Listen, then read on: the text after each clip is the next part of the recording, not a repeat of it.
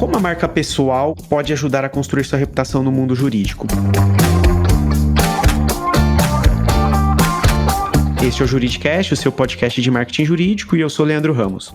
Nesse episódio, vamos falar sobre marca pessoal e o quanto que ela é um pilar importante na construção de uma estratégia de marketing jurídico. E quem vai bater esse papo comigo sobre marca pessoal é a Mônica Camargo Tracanella, que é psicóloga de formação e trabalhou por 23 anos no mundo corporativo, em recursos humanos. E há 2 anos fundou a Brand for You, uma empresa de personal branding e planejamento de carreira. Mônica, seja muito bem-vinda ao Juridicast. Obrigada, prazer estar aqui. Legal, Mônica. Já que a gente vai falar de personal branding, afinal, o que significa esse termo, né? Que cada vez mais é usado, mas que muitas vezes ainda gera muitas dúvidas. Gera bastante, sim, e essa pergunta é ótima para a gente começar. Mas para a gente poder falar de personal branding, a gente precisa falar de marca pessoal, né? E aí eu vou explicar o porquê. Então, o que é marca pessoal? Eu gosto de definir a marca pessoal como uma equação única que engloba suas principais características, experiências, talentos, habilidades, ou seja, tudo aquilo que, de certa forma, acaba moldando a maneira como você interage no mundo, como você gera percepções e sensações nas pessoas ao seu redor. Então, a gente pode dizer que marca pessoal é aquilo que faz de você, você. E por que eu quis começar falando do que é a marca pessoal? Porque o personal branding é o processo de gestão da sua marca pessoal. E aí eu estou falando de uma gestão intencional e estratégica. O que é isso, né? Você saber exatamente o que você precisa fazer e como você deve usar a sua marca pessoal a favor dos seus objetivos. Então você conhece a sua marca, você conhece os seus diferenciais e você ajuda as pessoas a entenderem esses diferenciais. Legal. E como que esse trabalho de personal brand, Mônica, ajuda nessa diferenciação profissional? Quando a gente fala de personal branding, marca pessoal, é muito importante isso. A gente está falando de diferenciação. Então, conhecer as forças e os seus diferenciais é o primeiro passo. Feito isso, você precisa viver esta marca, né? Então, nada é criado, nada é construído. Você identifica a sua marca e você vive, né? Se apropria e vive essa marca de forma consistente e coerente, de forma que as pessoas entendam os seus diferenciais. Eu falo que se você não se conhece, se você não se posiciona de acordo com seus diferenciais, você corre o grande risco de ser mais um no mercado de trabalho, mais um no meio da multidão. Se você se posiciona, por exemplo, que a gente vê ainda muita gente fazendo, acho que mudou, mas ainda tem muita gente que faz, que é se posicionar de acordo com o cargo, ou a empresa, o escritório que faz parte, você corre o grande risco de ser visto como uma commodity. Eu brinco sempre que é como você pode ser o café ou o Starbucks. Tudo depende de quanto você se conhece e como você se posiciona. Pelo que a gente está, então, discutindo aqui, o trabalho de marca pessoal, antes de mais nada, é o trabalho de autoconhecimento, né? Exatamente. Profundo autoconhecimento para você saber não só as forças, mais do que isso, os seus diferenciais. E então é possível, Mônica, a gente influenciar a percepção que as pessoas têm da gente mesmo? Sim, muito. Eu acho que a gente precisa entender que marca pessoal não é uma opção, né? Querendo ou não, as pessoas já têm uma percepção sobre você. Você já tem a sua marca pessoal, né? Então, o ponto que a gente não pode esquecer é que a leitura que as pessoas fazem de você é feita com base em lentes próprias, né? Então, essas lentes são super contaminadas ali com as histórias, com os valores, com as experiências de cada um. Cada um vai te ler de acordo com o que pode. Quando você gerencia a sua marca, identifica e gerencia a sua marca, é quase que você assumir ali as rédeas dessa percepção. Então, você vai ajudar a pessoa a entender quem realmente você é. É quase que você vai traduzir a sua essência para essas pessoas. Legal, Mônica. E quais são os principais pilares para se construir um trabalho de marca pessoal? Bom, acho que o primeiro deles você mesmo já se deu conta, Sim. né, do pouco que a gente conversou, que é o autoconhecimento. Então, a marca pessoal, ela vem da essência. E para você identificar a sua marca, não tem jeito. Você precisa fazer um mergulho em relação ao autoconhecimento para poder identificar ali quais são as suas principais características. E quando eu falo que a marca pessoal ela é uma equação, é porque não para por aí o trabalho, né? Você identifica essas principais características, mas identificar a sua marca, né? Os seus atributos de marca, você precisa cruzar essas características com o que a gente chama de alguns norteadores da marca, né? Então você precisa saber como é o mercado que você atua, quais são os seus objetivos, quem é o seu público-alvo, quem é a sua concorrência. Porque se a gente está falando em diferenciação, você precisa levar em conta esses norteadores para poder saber exatamente quais são as suas melhores características. A partir disso, você consegue entender ali, identificar qual é a sua melhor versão. O segundo ponto é autenticidade. Então, de novo, nada é criado, nada é inventado. A gente identifica, organiza, traz clareza, e aí a gente põe intenção, né, estratégia de posicionamento para fazer as coisas acontecerem. O terceiro ponto é que personal branding é um trabalho contínuo, né? Ele não acaba nunca. Ele exige clareza, coerência, consistência para que realmente a sua marca seja forte. Mas é um trabalho que você vai ter que gerenciar a sua marca para sempre. E para fechar, eu diria que um quarto ponto aqui é que marca pessoal não é autopromoção. Acho que uma das confusões que aparecem muito é marca pessoal e marketing pessoal. Mas são coisas completamente diferentes, né? Quando eu digo que marca pessoal, independe de você querer ou não, você já tem uma, né? O que importa é você saber qual é essa marca e se ela está te ajudando ou te atrapalhando em relação aos seus objetivos. Marketing pessoal é bem diferente. Então, a marca pessoal aqui, ela é sobre diferenciação, não autopromoção. Maravilha. E você disse, Mônica, que esse trabalho começa justamente pelo autoconhecimento, né? E que dicas você dá para quem tem dificuldade em reconhecer seus pontos fortes? Afinal, nem sempre é fácil, né? Não, nunca é fácil.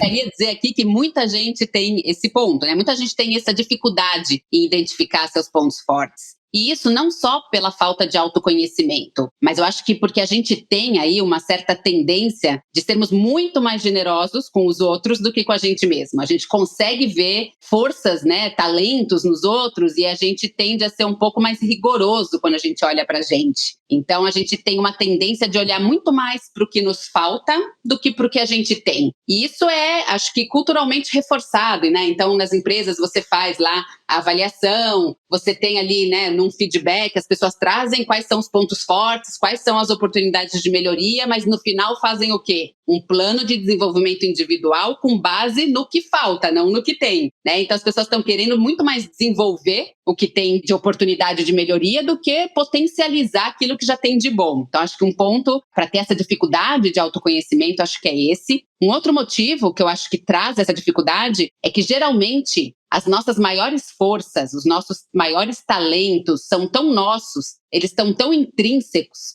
que a gente acha normal. A gente passa a achar que todo mundo opera dessa forma, né? E não, os outros veem na gente superpoderes, né? E a gente acha que é trivial. Então, acho que esse é um segundo fator que dificulta o autoconhecimento. Em um programa de personal branding, existe um grande aprofundamento, né, de autoconhecimento, com ferramentas específicas, com assessment e até uma pesquisa de percepção mesmo, né, para a gente entender qual é a percepção que as pessoas já têm de você. Então, a pessoa ganha realmente um banho ali de conhecimento. Nesse sentido, para quem quer alguma dica de começar sozinho, seria bacana tentar responder por você mesmo algumas perguntas. Então, geralmente eu falo, pega uma folha de papel e tenta responder o seguinte, né? Quais são as minhas forças? Lista aí tudo o que você acha que você tem como força. Uma outra pergunta, geralmente as pessoas me elogiam por quais motivos? Né? Quais são os elogios que você recebe e recebeu ao longo da vida? Geralmente as pessoas te pedem ajuda para quê? Quais são assuntos que as pessoas têm já você como referência de apoio? Eu estou precisando de uma ajuda nisso, enfim, o que geralmente as pessoas buscam em você? Uma outra pergunta boa, né? Quais as competências que foram decisivas em momentos importantes da sua vida? Aqueles momentos que você tem como as suas maiores entregas, né? Os momentos que você sentiu que atingiu seus objetivos, que conseguiu fazer alguma coisa, o que era muito importante. Que competências estavam em jogo? E uma última pergunta que eu acho que é bacana você tentar responder é, olhando até para tudo que você já escreveu, quais são os seus diferenciais? Né? Então, eu sempre brinco e dou o exemplo. Se você é um jornalista e você tem como uma grande força a comunicação, ela é uma força, mas ela não é um diferencial. Porque para o jornalista, ter uma boa comunicação é quase que premissa básica. Então, você precisa desse olhar um pouco mais apurado, colocando aí, né, o mercado, concorrência, seu público-alvo, para identificar esses diferenciais.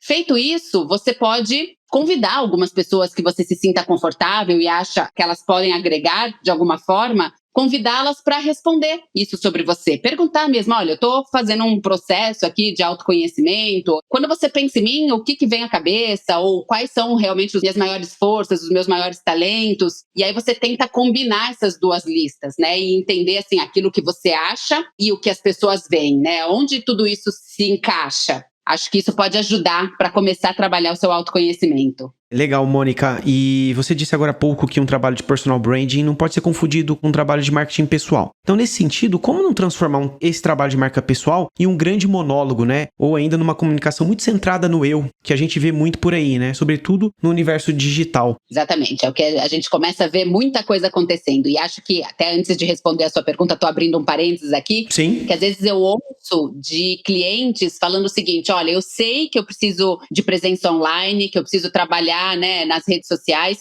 mas eu vejo tanta coisa ruim, né, tanto excesso, tanta mentira, que eu prefiro não fazer nada, né? E aí o que eu tento trabalhar com essas pessoas é o seguinte: entre o que você vê e não concorda e o não fazer nada, existe um caminho longo, né, que você pode escolher. Não é tudo ou nada, você pode fazer de acordo com o que você acredita, né, e respeitando ali os seus limites, os seus valores, enfim, mas é um parênteses para complementar o que você falou aí. Como eu disse, assim, marca pessoal ela não é autopromoção. Então você não precisa, né, quando você fala o risco de virar um monólogo, assim, você não precisa falar sobre a sua marca. Você precisa identificar, ter consciência, se apropriar e viver essa marca o tempo todo, todo lugar. As pessoas começam a fazer percepções, a ter as percepções sobre você. Então ela vai juntar algo que ela encontrou na internet, algo que ela viu numa mídia social, algo que ela viu em outra mídia social, com uma interação pessoal que ela teve, ela vai juntando tudo isso e formando esta percepção. O importante aí é você ter uma coerência, né, em todos os lugares, todos os ambientes, online, offline, para que a sua marca seja forte e coerente. Agora, um ponto importante é o seguinte: a sua comunicação, ela vai transmitir, tudo comunica. Então, a sua comunicação no ambiente online, ela vai transmitir a sua marca. Mas, mais do que isso, você precisa gerar valor para a sua audiência. Então, quando você me pergunta, né, para não virar um monólogo centrado no eu, não. Você será você, mas centrado no outro, centrado nas necessidades do seu público-alvo, da sua audiência. A pergunta é: como é que eu consigo gerar valor para esse público? Né? O que eu posso compartilhar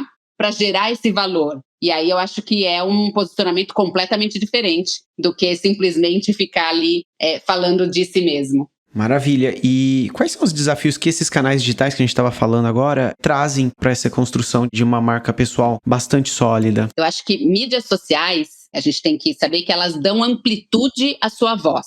E essa é, talvez, a grande oportunidade da mídia social. Ela te ajuda a chegar em pessoas que você não chegaria por meios normais, pelos caminhos normais. Ainda mais em tempo de pandemia, né? Eu brinco que o offline está temporariamente fora de serviço. Então, você tem que usar realmente e abusar do online. O desafio está em você saber que mídia social é canal, é meio, não é fim, né? E por que eu falo isso? Porque eu vejo muita gente que acha que personal branding é simplesmente abrir uma conta ou várias contas em todas as mídias e sair postando. E a gente não pode esquecer que é um canal e que a marca pessoal começa no offline. Então, você simplesmente vai usar a mídia social para dar amplitude à sua voz. Você precisa saber onde é que está a sua audiência, né? Então, que rede social eu preciso estar? Em todas? Não. Aonde está a sua audiência? E quando eu falo audiência, eu estou falando aquelas pessoas que precisam saber que você existe, né? Aquelas pessoas que vão ver valor no que você tem para compartilhar. Onde elas estão? Estão no LinkedIn? Estão no Instagram? Que redes sociais elas estão? É ali que você vai ter que aparecer. É ali que você vai ter que estar. Então, você vai usar ali as mídias sociais a seu favor. E um outro ponto é saber que, querendo ou não, a presença online é importante. Eu arriscaria dizer aqui que já não é muito mais uma opção. Quem não é visto não é lembrado e vai exigir de você muita coerência com a sua marca. Eu falo, às vezes você está em mais de uma rede. É óbvio que cada rede social tem ali seu objetivo, um pouco da sua linguagem. Então, você vê o LinkedIn, um conteúdo um pouco mais denso, né, mais profissional. E quando você chega no Instagram é um pouco mais leve. Então, você vai fazer essas pequenas adequações, mas você tem que ser a mesma pessoa, tem que ter coerência, tá? Em todas as redes que a pessoa te encontrar, ela tem que encontrar a mesma pessoa ali para poder fortalecer a sua marca. E Mônica, você mencionou a pandemia, né? Eu penso que esse trabalho de personal branding exige bastante também se construir uma rede de relacionamentos estratégica, né? E a pergunta que eu tenho é: Como construir e manter uma rede de relacionamentos nesse momento de pandemia, com distanciamento social? Eu brinco que com alguns clientes mais tímidos ou que, enfim, saíam do trabalho e iam para casa, né? Não tinham muito de ir em eventos ou parar em happy hours. Eu falo que nesse ponto a gente tem uma grande vantagem, né, com as redes sociais. Você consegue manter ali sua rede aquecida sem sair de casa. Então, inclusive, eu acho que se a gente for ver, o LinkedIn ele cresceu muito, né, desde o início da pandemia, e ele virou mais do que assim, uma plataforma profissional, ele é uma plataforma de troca, né, das pessoas trocando mesmo conteúdos profissionais. Obviamente tem gente que passa um pouco desse limite, mas enfim, eu acho que cresceu muito exatamente por isso. O que eu vejo é que, como a maioria das pessoas não dava muita bola para isso, né, deixava para cuidar disso somente quando precisava, o que acontece é que elas acabam se sentindo desconfortáveis quando precisa. Então, tô lá no LinkedIn e nunca conversei com ninguém. Agora que eu tô no mercado, que eu preciso, eu me sinto desconfortável, sem graça de ir atrás dessas pessoas. Então, a dica aqui é faça de forma constante, né? E lembrar que networking é troca, né? Então, não é você pedindo e você dando, né? Você compartilhando e recebendo conteúdo, você compartilhando e recebendo atenção, os benefícios. É troca.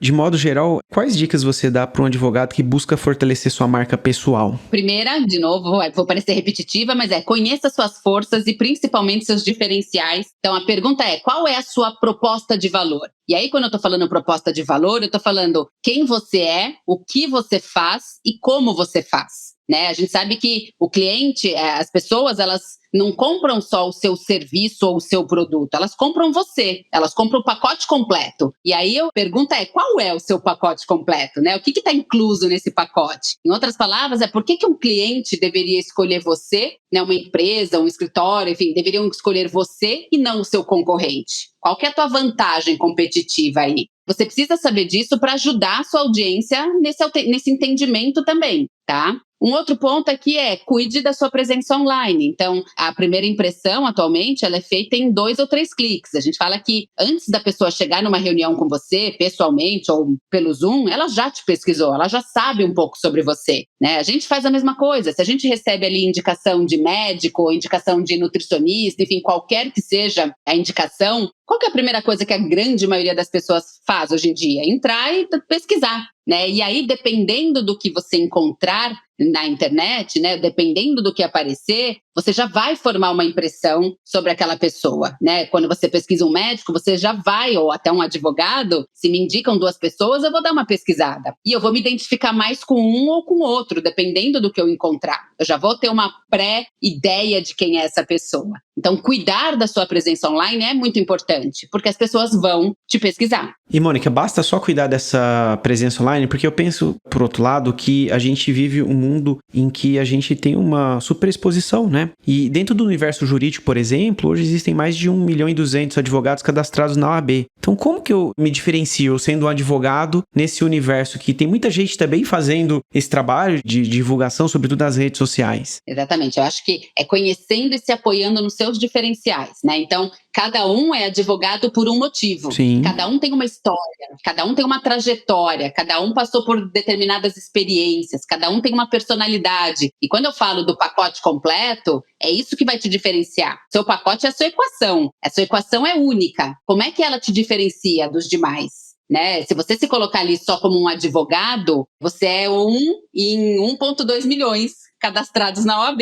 Se você souber, né, o que está por trás, por que você escolheu, qual que é a sua missão, qual que é a sua proposta de valor, muitos diriam qual é o propósito por trás. Quer dizer, a gente fala que quando você escolhe uma atuação, essa atuação ela é uma forma de expressão de um propósito, de um porquê, né? Então, você escolheu advogar para, enfim, colocar em prática alguma coisa que está por trás disso tudo. O seu porquê, né? O que te move. O que é isso? Porque a hora que você descobre isso e começa a conectar esses pontos, fica muito mais fácil de você poder evidenciar isso no seu trabalho. E aí as pessoas começam a perceber esses diferenciais e você deixa de ser parte desse 1,2 milhões de advogados. né? Então, trabalhar sua marca estrategicamente, construir cada vez mais autoridade na sua área de atuação, a relevância vem como consequência. Legal. E esse trabalho de construção de marca pessoal, Mônica, ele é rápido? Olha, você não fortalece a sua marca do dia para a noite, né? Esse trabalho exige tempo, esse trabalho exige clareza de posicionamento, consistência de trabalho e coerência entre a promessa da marca, né? O que você está, entre grandes aspas, vendendo e o que você está entregando, né? Então, a real entrega dessa marca. Os resultados, eles vêm rapidamente, mas é o que eu disse, é um trabalho que não acaba nunca. E tem um tempo médio para quem faz esse trabalho começar a ver algum resultado ou não dá para estabelecer um tempo médio? Olha, não dá para estabelecer. Você começa a ver isso muito rapidamente, porque imagina uma pessoa que nunca fez nada e começa a se posicionar, começa a alinhar tudo isso, né, e se posicionar com essa clareza. As pessoas começam a perceber, então, tanto no ambiente de trabalho quanto na interação online, isso começa a aparecer. Ou uma pessoa que fazia, mas fazia sem a estratégia, sem a intenção. Então, já estava lá, né, tentando falar um pouco sobre si ou tentar compartilhar um pouco de conhecimento. A hora que você põe estratégia nisso, né, traz clareza e faz de uma forma intencional, sabendo exatamente o que você quer fazer, isso vem muito rapidamente. Legal, Mônica. E trazendo um pouco alguns conceitos de marketing aqui, a gente tem ouvido falar muito sobre a humanização do marketing, né? Nesse sentido, grandes empresas buscam humanizar suas marcas, por exemplo, né? E no campo individual, um trabalho de personal branding também passa por mostrar profissionais mais humanos e vulneráveis? Ou ainda a gente fica preso àquele modelo que a gente tem que buscar construir a imagem de um profissional forte, inabalável, como se fosse um super-herói? Passa sim, eu acho que a autenticidade é a palavra-chave aqui, né? E a autenticidade pressupõe vulnerabilidades. Cada um tem as suas, não existe super-herói, todo mundo tem vulnerabilidade. Então, você tentar mostrar uma imagem de quem não tem isso, né? Essa imagem do super-herói, ela não se sustenta. Ela é quase que não é real para as pessoas que te acompanham, né? Então, poder contar a sua história, né? Falar dos seus erros, falar dos seus acertos, das dificuldades encontradas, tudo isso ajuda não só a você compartilhar um pouco da tua trajetória, do teu conhecimento, mas ajuda a inspirar e conectar, né? As pessoas conectam com pessoas, elas querem saber quem é a marca por trás da marca, né? Quem é essa pessoa que está falando. Óbvio que o que você vai mostrar sobre você, né? O quanto você vai mostrar é uma escolha. Sempre uma escolha, mas o ponto é, tentar assumir uma imagem de super-herói não se sustenta. E você poder falar de suas vulnerabilidades aproxima muito, conecta muito com as pessoas, humaniza realmente ali o profissional. Legal, Mônica. O nosso episódio chegou ao final e gostaria de agradecer muito a sua participação aqui no Juridicast. Obrigada, fico feliz de participar, um tema que eu adoro, acho que a gente podia conversar aqui a tarde inteira. Com certeza. Muito feliz, obrigada pelo convite e qualquer coisa estou por aqui. Gostou desse podcast? Então compartilhe o episódio nas redes sociais e acompanhe o Juridicast, produzido pela agência Javali, especialista em marketing jurídico. Um grande abraço e até a próxima quarta-feira, às 7 da manhã.